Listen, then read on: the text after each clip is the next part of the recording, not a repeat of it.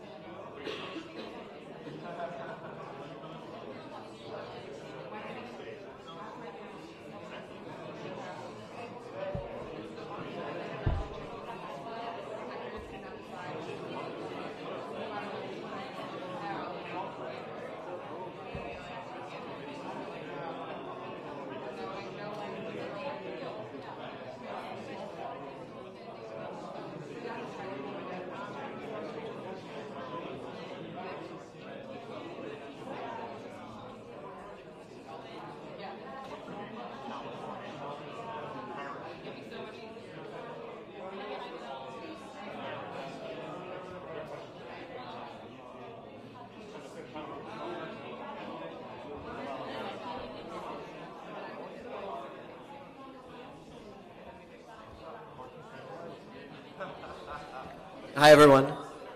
I'm sorry for the delay, but we expect that the speaker will be up here in just a few more moments. So if you could take your seats, we're going to close the doors.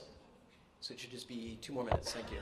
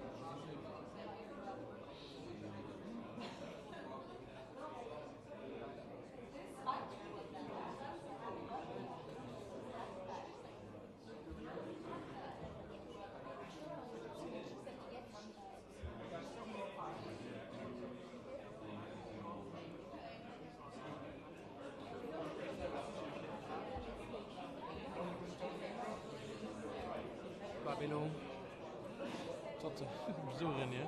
Ja I'm going down. A zaraz nam powiedzą, że to tylko 5 minutes because they have to fly.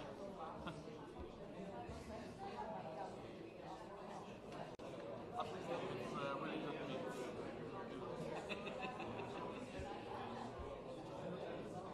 And the view is gorgeous, so it was worth. Is it the highest building in Brussels? Well, maybe the finance. Yeah, but you know, Pretty tall. but this one is as well on the hill, so it's also. Yeah, that one we are taller than that one. Enjoy. The view is okay. And there is a few like Proximus tower. Oh, this is huge. That's tall, yeah. And World Trade Center as well. Still standing.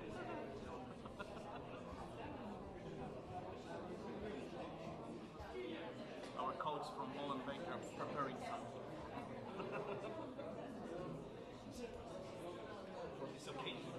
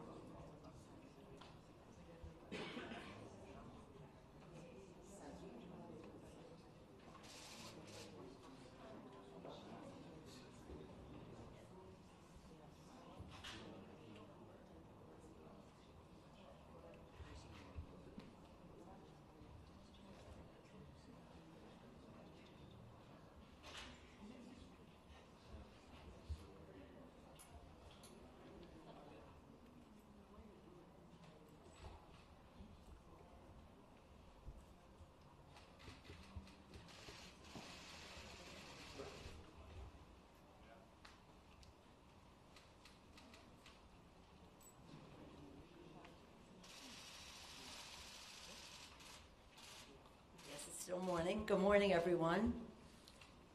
Very honored to be here with a very distinguished delegation from the Congress of the United States. This is only part of the representation of our country that has been in Europe in the past several days.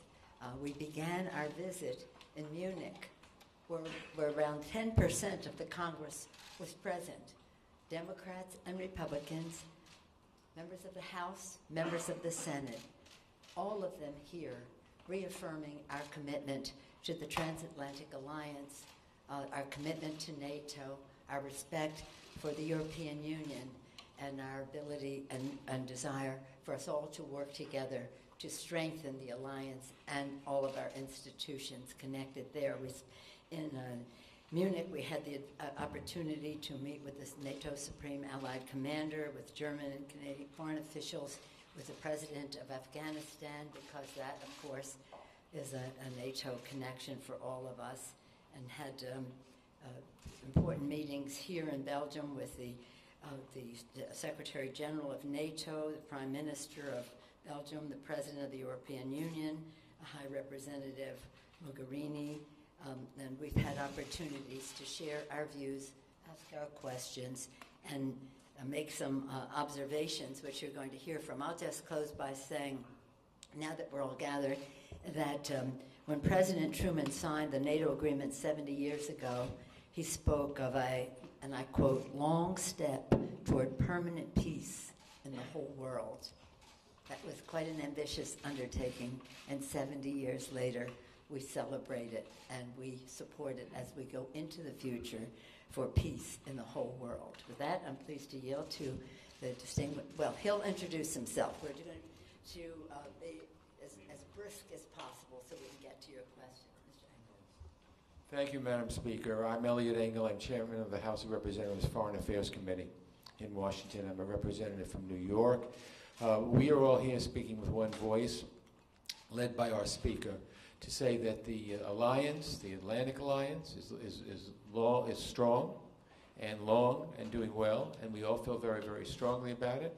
And, you know, in a family, there are ups and downs and disagreements and whatever, but we are of the same family. We share the same worldview, we share the same views, and we have, as our speaker has pointed out, a very large percentage of the American Congress, first in Germany for the Munich conference and here now in Belgium, because we think that things sometimes are bumpy, but they straighten out, and we want it to straighten out. We want to really work together, and it's really so important, and we can only do it together. So I just want to tell you that we're of different parties here. We all feel the same way. We know that the future of America and Europe is intertwined, and we're going to do everything we can to make sure that future is a bright one indeed. Thank you very much. Good afternoon. I'm Adam Schiff. I'm a member of Congress from California and chair of the House Intelligence Committee. We came to Europe in great numbers, probably the biggest numbers that have come to the Munich conference or come to NATO, to show our bipartisan support for NATO, our resolute commitment to NATO, but also our commitment to Europe and the European Union. Whatever differences we have are transient. Our shared interests and our shared values are indelible and long-standing and as strong as ever. We came to talk about our commitment to democracy, our commitment to human rights, the necessity that we stand together in the face of the threat posed by Russia and others. And I think we had some very important and meaningful discussions, but at the end of the day, our most important purpose in being here on a bipartisan basis is to voice our unequivocal support for NATO and for Europe and for this enduring partnership that is so important to the future of liberal democracy. Thank you. Good morning. I'm Congressman Gregory Meeks from New York. I serve on the Foreign Affairs Committee and the co-chair of the EU caucus.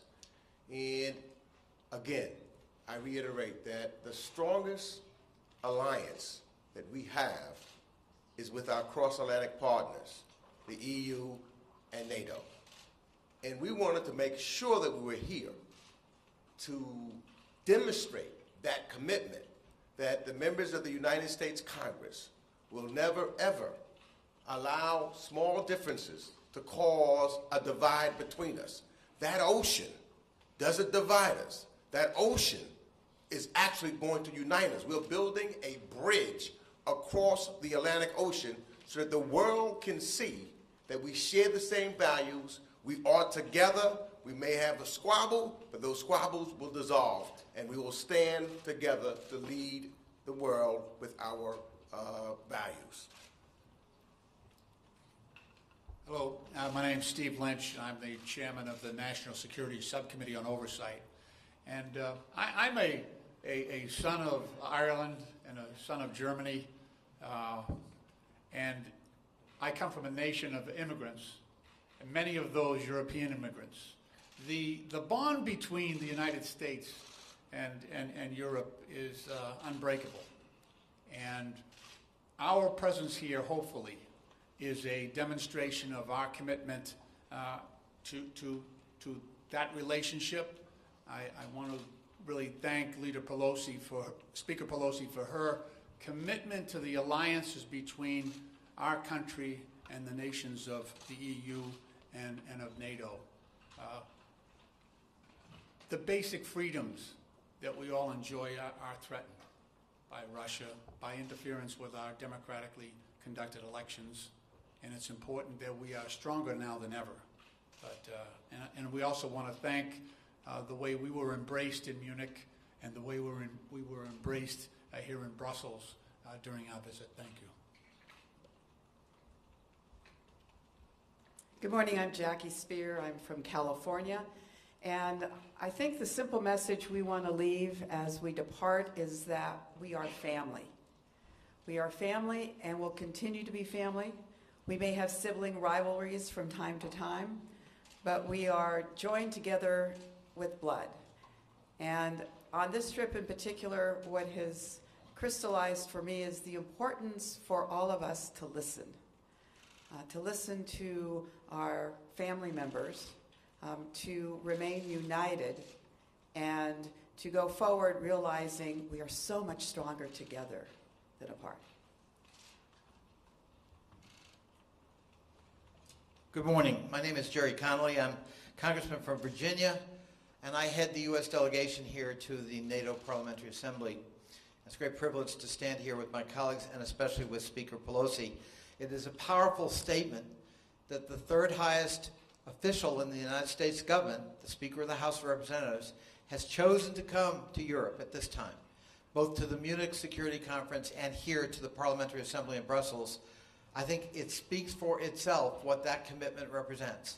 It is a firm, full-throated, unequivocal reaffirmation of the United States' commitment to collective security, but more importantly to the reassertion of Western liberal values.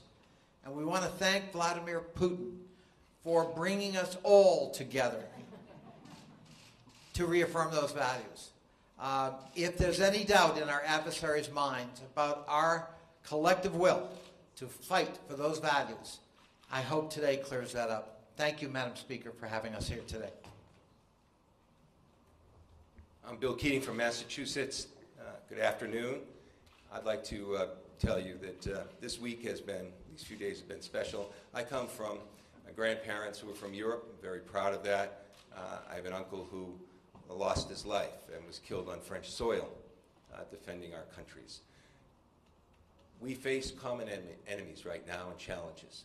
We face challenges from terrorists, from Russia, from China, but we have something they don't.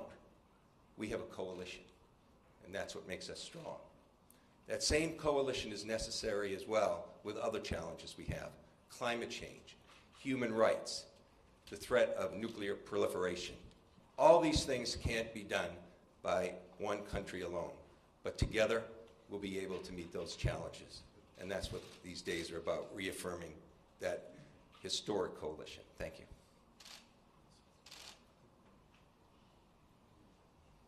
Yeah, my name is Philemon Bell. I'm from Texas. I want to first thank Speaker Pelosi for inviting us to join her here in Europe this week. It is my belief that the future of world peace depends on the strengthening of the NATO alliance.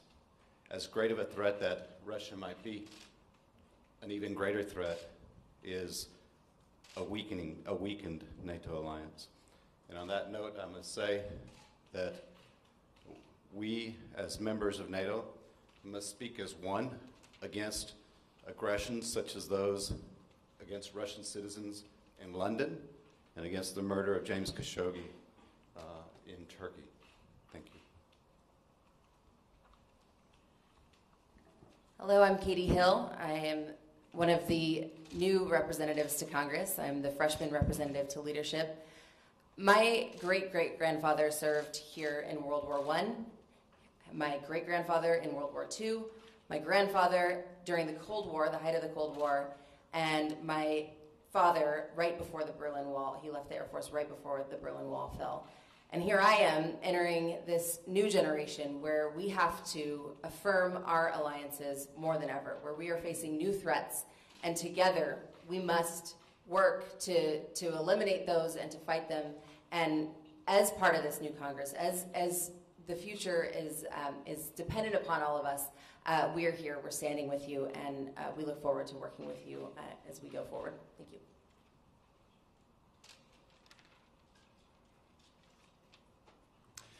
Bonjour, je m'appelle Rick Larson. Je suis de l'État de Washington et c'est tout le monde français. So thank you for being here, and thank you to Speaker Pelosi for allowing me to say briefly. I'm a member of the House Armed Services Committee in the U.S. Congress, And I've been on that committee now for over 18 years. Throughout that time, the House Armed Services Committee, both Democrats and Republicans, have been consistently pro-NATO, and much has been made of the things that have been said in the United States about our support for NATO. I would only ask that you look at what Congress does. Budgets pass by the U.S. Congress that continue to show strong support for our commitment to NATO and our commitment to our NATO allies. And that is the basic message I'm delivering to the NATO Parliamentary Assembly friends that we have downstairs as well. So thank you very much.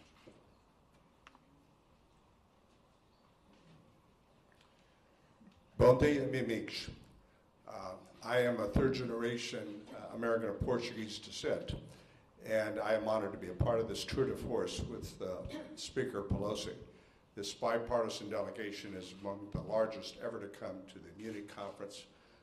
Over 10% of the Congress to Munich and to Brussels to reaffirm our strong support for NATO. Last month we passed a resolution 357 to 22 reinforcing that long-term commitment as we celebrate the 70th anniversary of NATO and the 30th anniversary of the fall of the Berlin Wall. Make no mistake about it, the majority of Americans, and I should say probably Europeans, do not realize this is the longest peacetime period in Europe in over 1,000 years. Think about that. This last 70 years is the longest peacetime period in Europe in over 1,000 years. And NATO and the structures that we in the United States and Europe together with the European Union and the other efforts are the pillars, the glue of the maintenance of this strong relationship that is so crucial. As a member of the Transatlantic Legislators Dialogue, and thankfully, Madam Speaker, to chair the Transatlantic Legislators Dialogue, we have a host of organizations here that are part of our ongoing efforts to maintain the strong vitality of this partnership. Thank you very much. Thank you, my colleagues, for your comments, but also for your great leadership, the depth of experience and knowledge, legislatively and otherwise, that you bring to this meeting have made a very big difference and commanded great respect. When I first came to my first North Atlantic, was called North Atlantic Assemblies then, now it's North Atlantic Parliamentary Assembly, the Berlin Wall was still up. It was in the late 80s, the Berlin Wall was still up, and that was the big challenge, of course. Since then, over the years, other issues have emerged, other challenges have emerged. The war against terrorism, issues that relate to cybersecurity, just so many issues of money laundering, the rest, exploitations that would not have even been possible then because technology wasn't where it is. But in any event, all the more reason for us to have reinforced relationship with our NATO allies and to support the mobility and infrastructure that the EU is injecting into that security. Now more than ever, we need NATO as we go forward because the challenges are more complicated than a bipolar relationship with the Soviet Union. It's now much more diverse, and therefore the friendships that we have much more important. My colleagues would be happy to take any questions you might have. So the delegation has to leave very quickly, but we'll take a question from Lauren Cook, Associated Press. Speaker Pelosi, in some ways your mission seems a little like damage limitation. Working here in Brussels, we very much have the sense that NATO allies no longer quite understand the messages that are coming out from the United States. Yesterday, a Belgian journalist, I believe, asked you whether Belgium is an ally of the United States. How much damage has been done? How do you go about repairing that damage and sending clear messages? Well, I think our message is a very clear one. When 10% of the Congress comes to Europe for the Munich Security Conference, as well as continuing on here with even more additional members present. One of the parliamentarians just asked me as I was leaving why did you only now just pass this resolution about NATO that has such strong bipartisan support? I said, well, because we just got the majority. And then we can control what goes on to manage what goes on to the floor. But once our Republican colleagues had the opportunity to vote on this H.R. 676 NATO Support Act, which Mr. Costa referenced, what was it, 357 to 22 no. I think that sends a very clear message. We're also we're not a parliamentary government, even though we're parliamentarians. We have Article 1, the legislative branch, the first branch of government, co-equal to the other branches, and we have asserted ourselves in that way. All right, last question. Michael Birnbaum, Washington Post. Where's Hi, I'm over here. Michael Birnbaum, Washington Post. I just wanted to ask, in your meetings with your European colleagues just now, was there specific advice that you gave them about what they can do to interact with the United States and its branches of government now that Democrats control the House that they weren't able to do when there was full Republican control of Washington? Well, I'm going to yield to my colleagues, but I don't think that there's any difference between Democrats and Republicans on our relationship with NATO. This is not partisan in any way. But let me defer to Jerry Conley. Did he leave us? Oh, here he is. Who is our chairman of our delegation to the... Thank you, Madam Speaker. Look, Republicans as well as Democrats in this last 2-year period have been working diligently in these organizations as one. When it comes to affirming our support for the Western Alliance, expanding it, and deepening our commitment to those values and to that collective security, I don't think there's any doubt. As the Speaker said, I think this resolution, when do we ever get votes that overwhelming in the United States Congress? And this is on a foreign policy issue. And I think it absolutely is sending a message. And in terms of the question of, is this a reassurance tour, I think it's a reminder tour that the United States government is not just one branch. And that, as the Speaker said, Article 1, the first article in the Constitution of the United States, deals with the powers of the legislative branch, not the executive branch. And those powers include war and peace and even direction of the armed forces. So there's implied foreign policy. And the power of the purse, of course. Always important, as the Speaker said. So I think we're here to reaffirm and remind our colleagues at a time where maybe some doubts have been planted to clear those doubts up. If I just may conclude by saying, when you ask, are we giving them any advice, that we came here to listen. And yesterday when we started our meeting with the President of the EU, he said, I'm here to listen. I said, well, we're here to listen. This could be a very silent meeting. However, it wasn't. And it went on for an hour and a half of our learning from each other, and that's what this is about. It's about one word. It's about respect. It's about not only how we discuss our differences, but how we do so in a manner that recognizes the importance of all parties to the discussion. Thank you all very much. Thank you.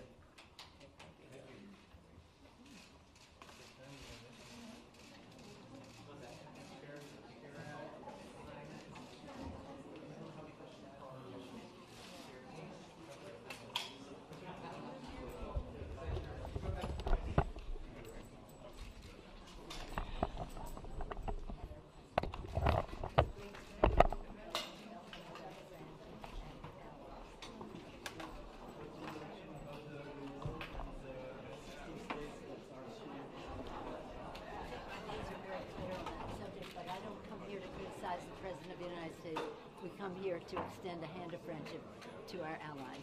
Thank you. Should allies like Belgium take back ISIS foreign fighters?